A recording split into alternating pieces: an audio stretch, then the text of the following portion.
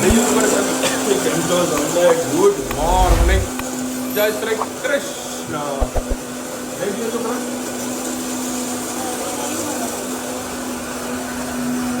Anyways, આજે 1 જાન્યુઆરી, નવું વર્ષ, બધાને હાર્દિક શુભેચ્છા. આવનારું વર્ષ આપનું ખૂબ જ આનંદ મંગલ રહે, મોજ મસ્તી રહે.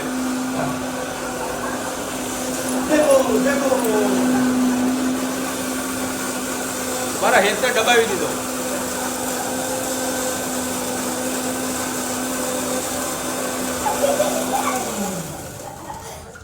મારા હેતને દબાવી દીધો છે. અને આજે હેતે વળી રજા પાડી છે. ધનવી હાલ જસ્ટ ઉઠી 9 વાગે, બરાબર. અને હું રાત્રે ઊંઘ્યો તો 2:30 કે 3 વાગે.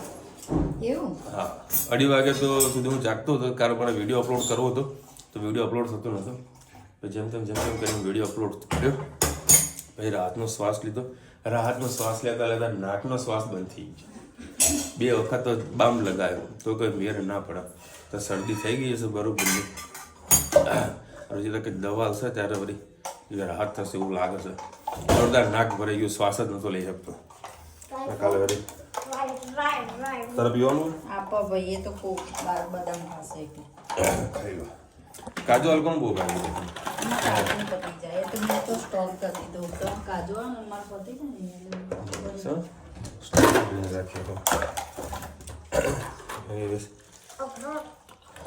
સરસ નવા સંકલ્પ સાથે બધાને નવું વર્ષ આજથી ચાલુ થાય. મોજ કરતા રહ્યો અને સંકલ્પ તમારો બધાનો પૂરો થાય. હા, 2026 ચાલે. ચેક લખવામાં ધ્યાન રાખજો. જૂનો વિડીયો નહીં, 2025 26 આ છાસ વાળું ઢોળાશે આમાં. એ ખસી જાય ને બેટા. ચેક લખવામાં થોડું ધ્યાન રાખવું પડશે. તો 2025 લખતા તો 2026 યાદ કરીને લખવું પડશે. પેલા ખોરાક પેપરમાં લખવાનું. પ્રભાતમાં પડવા ગઈ હતી ને એકવાર તો 2026 લખી દીધું મેં. કે બેન તમે 26 માં પહોંચી ગઈ. મેં કીધું જ્યુસ રેડી થઈ ગયું. દવા છે એ દવા કર્યા વગર આજે ઉદ્ધાર નહીં. અને આજે ફ્લાવર શો ચાલુ થવાનો છે અમદાવાદની અંદર. એટલે 80 રૂપિયા ટિકિટ રાખેલી છે. ઓનલાઈન બુકિંગ કરાવીને જજો. અને એક વાત બીજી કહી દઉં કે પોતાનું સાધન લઈને તો ના જતા, ટ્રાફિકમાં ખોટા ફસાઈ જશો. કારણ કે સુભાષ બ્રિજ બંધ છે. મારે એ જ પટ્ટા ઉપર જવાનું છે, બરાબર. એનો તમને બી કદાચ પોસિબલ તો બતાવીશ ટ્રાફિક. એટલે હું તો બીજો એક રૂટ પકડી લઈશ મેપમાં જોઈને. બાકી પોતાનું સાધન લઈને રિવરફ્રન્ટ બાજુ ના જતા, ટ્રાફિકમાં ફસાતા નહીં. એ બધા રિક્ષામાં જજો, એઝ અ બેસ્ટ છે. ઇન્કમ ટેક્સ ઉતરી જવાનું. ઇન્કમ ટેક્સ વોકિંગ ડિસ્ટન્સ છે, એટલે તમને કાંઈ તકલીફ નહીં પડે. ઘી બનાવવા માટે જો આ ડબ્બો ભરીને મલાઈ ભેગી થઈ છે. આપણે નોનસ્ટિકમાં કાઢી દીધી અને સરસ મજાની આપણે હવે હલાવી લઈશું.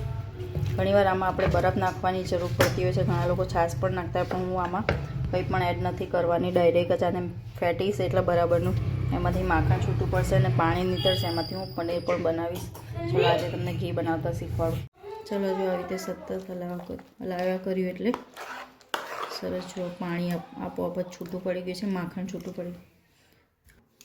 બસ આને આ રીતે સતત હલાવ્યા કરીએ.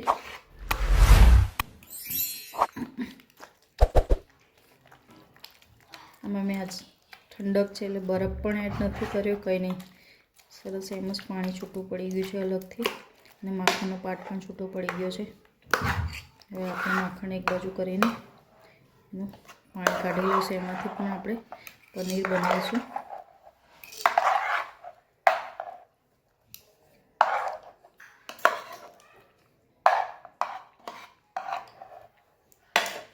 જો આપણું સરસ મજાનું 5-7 મિનિટ હલાવ્યા પછી માખણ છૂટું પડી ગયું છે.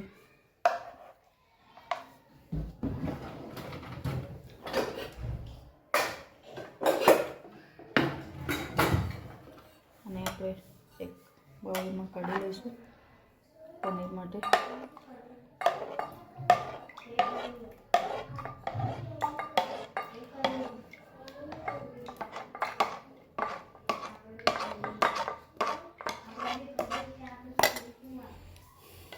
જેટલું સતત હલાયા કરશો, જેટલું અંદરથી પાણીનો પાર્ટ નીકળશે, એટલું જલ્દી તમારે ઘી બનશે અને બગરું પણ ઓછું થશે.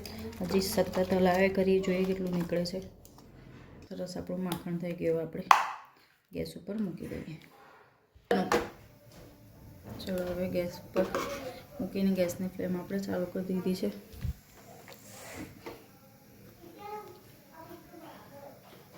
જોઈ શકો છો માખણ સરસ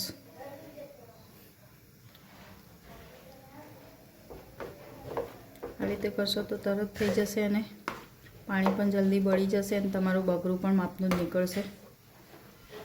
જો ઉનાળાનો ટાઈમ હોય ને આવી રીતે થીક ફોર્મમાં ના થતું હોય તો તમે બરફ એડ કરી શકો છો. ઘણા લોકો છાશ પણ નાખતા હોય છે. મેં છાશ નાખીને ટ્રાય નથી કર્યું. હું બરફની ટ્રે હોય છે એમાં મૂકી દઉં છું ક્યુબ, અને ક્યુબ થોડા થોડા કરીને નાખું છું તો પણ માખણ છૂટું પડી જાય છે. પણ હમણાં શિયાળામાં એ કરવાની જરૂર નથી પડતી, ડાયરેક્ટ જ આપણું ઘી સરસ બની જાય છે.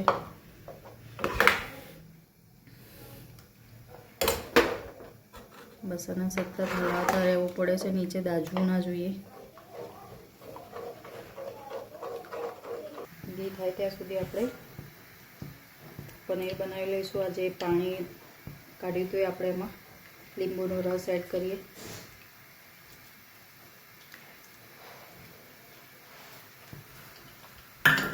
અને ચમચીથી હલાવી લઈએ.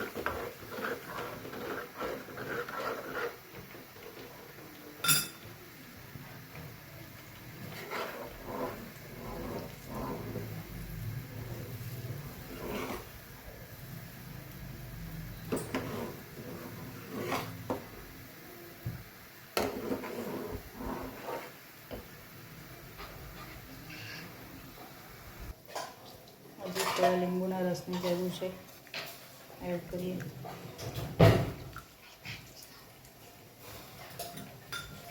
સતત હલાવતા રહીએ. જોઈ શકો છો તમે પનીર છૂટું પડી ગયું છે તરત જ. હવે મેં ઠંડુ પડી એટલે આપણે એક કપડામાં બાંધીને ગાળી લઈએ. પહેલાં 2-4 પાણીએથી ધોઈ લઈશું. ગેસની ફ્લેમ બંધ કરી દઈએ. જોઈ શકો છો અહીંયા ઘી આપણું સરસ ઉકળવા માંડ્યું છે. તરત જ લિક્વિડ ફોર્મમાં થઈ ગયું છે અને પાણી પણ બળવા માંડ્યું છે. જેમ જેમ ઘી ઉકળશે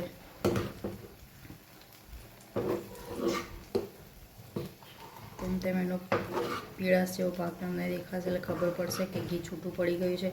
આવી રીતે ફીણ જેવું વળે એટલે તરત જ તમારે હલાવવાનું નહીં. તો ઘણા નોનસ્ટિક નથી હોતું તો નીચે ચોંટી જાય છે, એના લીધે બગરું પણ વધારે નીકળતું હોય છે. સાઈડમાંથી પણ આવી રીતે કાઢતા રહેવાનું. ધીમા ગેસે રાખીને કરવું હોય તો પણ કરી શકો છો.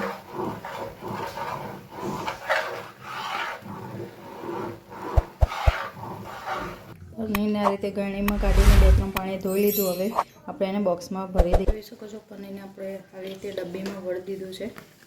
આપણું પનીર તૈયાર. હવે જોઈ લઈએ ઘી બનવામાં કેટલી વાર છે. જો સતત હલાયા કર્યું તો પણ નીચે ચોંટી ગયું છે. ગેસની ફ્લેમ પહેલાં ફૂલ હતી એટલે પણ આપણું ઘી તરત છૂટું પડવા લાગ્યું છે. જોઈ શકો છો તમે, બહુ વાર પણ નહીં લાગે. જેટલું હાથેથી વધારે મહેનત કરશો હલાવવામાં, ઘી એ રીતે ડાયરેક્ટ જ તમારું ઘી ફટાફટ છૂટું પડશે. બગરું પણ આજે ઓછું નીકળશે.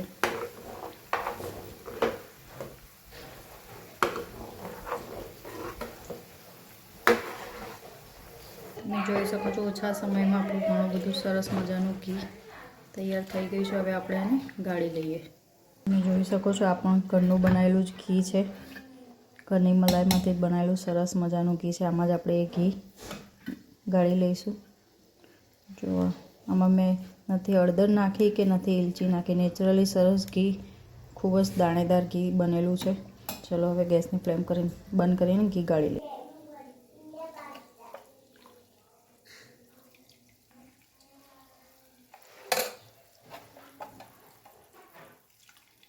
મારી પાસે મોટી ગળણી નથી ઘી ગાળવા માટે, એટલે હું આ ચાની નહીં પણ અલગ જ એવી ગળણી રાખી છે. એમાં હું આ બધું ઘી ગાળી લઉં છું.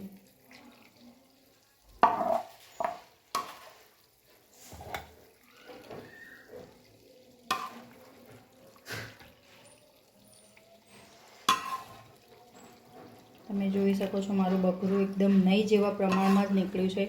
1 કે 2 ચમચી જેટલું આ રીતે તમે ઘી ચોક્કસથી બનાવજો. સરસ ઘી બનશે તમારું, હોમમેડ ઘી દાણેદાર.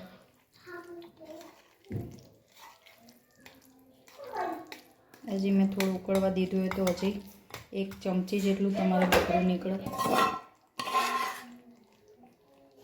પછી વધારે ઉકળવા દઈએ તો બકરાનો સ્વાદ પછી ઘીમાં આવે છે, એટલે મેં આજે વધારે નથી ઉકળવા દીધું.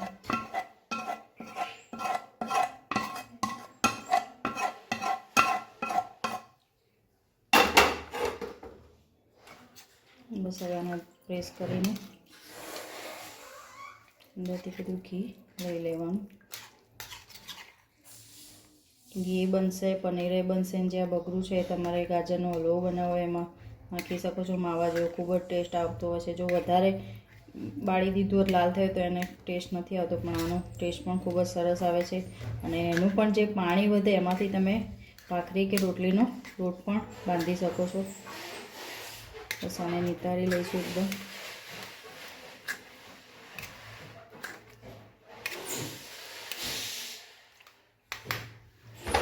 જોઈ શકો છો આપણું ઘી તૈયાર. કમેન્ટમાં ચોક્કસથી કહેજો આ ઘી કેવું બન્યું. તમે પણ ઘરે ટ્રાય કરતા હોય તો કેવી રીતે બનાવો છો એ પણ મને, તમારું ઘી કેવી રીતે બનાવો છો એ પણ શેર કરજો. આવજો. જય શ્રી કૃષ્ણ.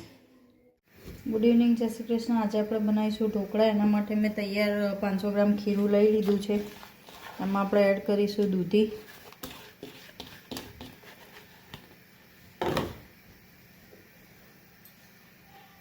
લીલું લસણ અને મરચાં. એક જ મરચું વાટ્યું છે. છોકરાઓને ખાવાનું એટલે પાછું બહુ તીખું ખાઈ ના શકે. એમાં એડ કરીશું આપણે મીઠું, ધાણા, હળદર અને સાથે સાથે આપણે ઈનોનું 1 પેકેટ એડ કરીશું સોફ્ટ કરવા માટે ઢોકળા. 1 આખું પેકેટ એડ કરી લઈશું. તમારે સોડા નાખવો હોય તો ચપટી સોડા નાખવાનો. સરસ મિક્સ કરી લઈએ.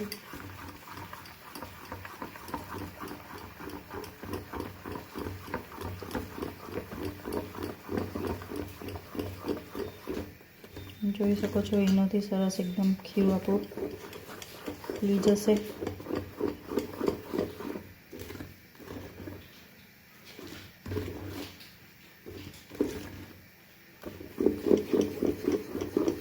સરસ પછી મિક્સ કરીશું.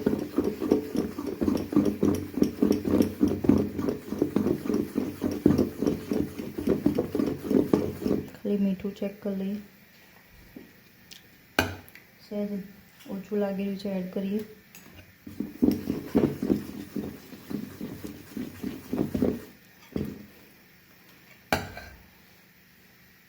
થાળી હવે તેલ ગ્રીસ કરીને આપણે રાખી લીધી છે. એમાં આપણે ખીરું એડ કરી દઈએ.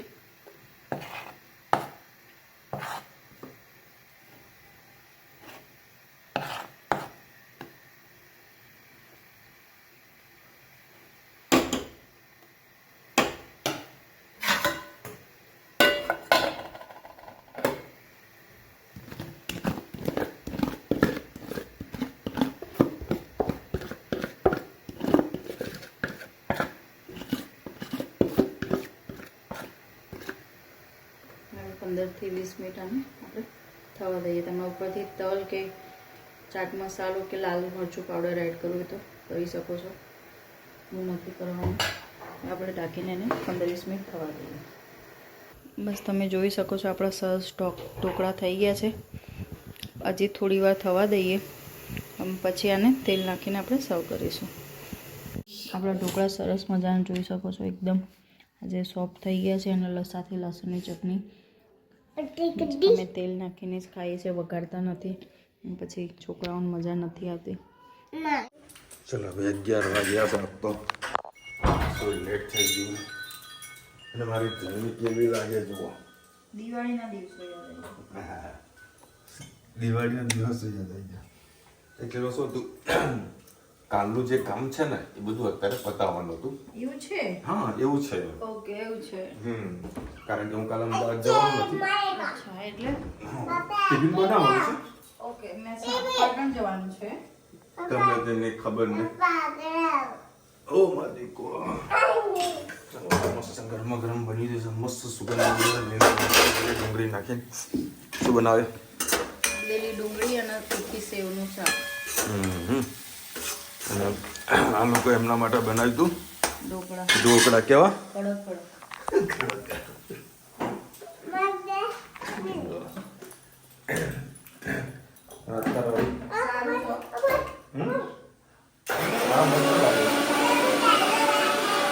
અને અત્યારે લાવ્યો છું મંચુરિયન. હું તો ગરમા ગરમ મંચુરિયન ખાઈએ. શું કહેવાય, એ જ હોઈ ગયો તો અને ઊંઘમાંથી ઉઠ્યો.